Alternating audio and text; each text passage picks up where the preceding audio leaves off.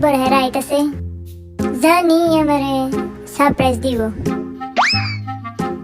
এখনো হয় না কেন?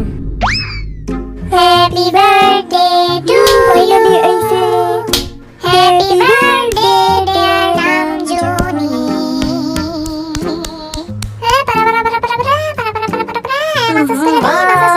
কিরে নামজুনি, হ্যাপি বার্থডে।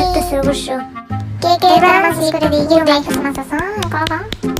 করতেছে রে কি জানকো, কিরম লাগতেছে মাসাস? ভালো লাগতেছে তো? আরে উইছে দে, আরে ফু দে। হ্যাঁ ফু ফু তো ফাইনালি ফু দেওয়া শেষ। I mean happy birthday celebrate. আর যদিও কম দামি একটা কেক দিছে আমারে, এত বেশি দামের দে, তোর গাড়িটা দে আজকে। দেখ সস, আজকে তোর কত সেবা করতেছে। আজকে দিনই তো করব।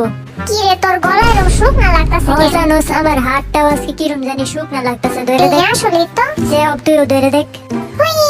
কেকটা কখন খামু?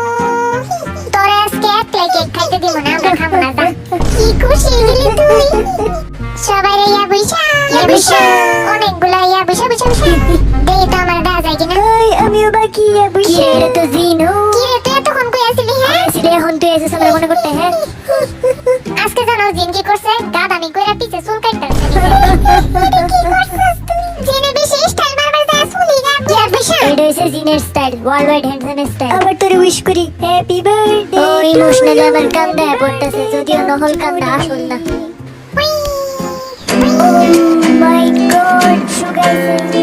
হ্যাপি বার্থডে নামজুন, আমাদের প্রিয় নামজুন, সবার ভালোবাসা নামজুন, আমাদের প্রিয় লিডার নামজুন।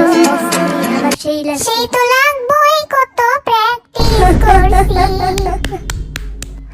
ফাইনালি কিন্তু সেই ভালোই লাগছে। একটু গিটারটা বাজায় দেখা।